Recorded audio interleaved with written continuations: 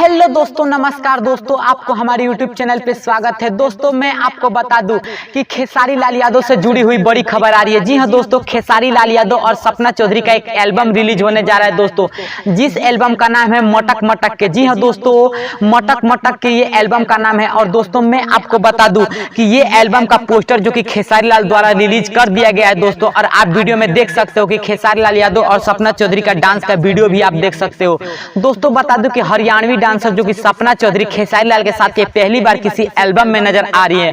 वो भी दोस्तों मैं आपको बता दूं कि भोजपुरी इंडस्ट्री के ट्रेंडिंग स्टार खेसारी लाल यादव और हरियाणवी डांसर सपना चौधरी का जोड़ी कितना बॉक्स ऑफिस पे कमाल कर पाता है दोस्तों, और भोजपुरी इंडस्ट्री में इस गाने का इंतजार हर लोग कर रहे हैं दोस्तों मैं आपको बता दूं ये गाना कब रिलीज होगा इसके लेकर दोस्तों कोई अभी खबर नहीं है दोस्तों, लेकिन मैं आपको बता दूं कि मटक मटक के एल्बम में खेसारी लाल यादव और सपना चौधरी की जोड़ी आपको देखने को मिलेगी। तो दोस्तों अगर भोजपुरी इंडस्ट्री से जुड़ी हुई कोई भी खबर चाहते हैं तो हमारा चैनल सब्सक्राइब कर लीजिए। जय हिंद, जय भोजपुरी समाज।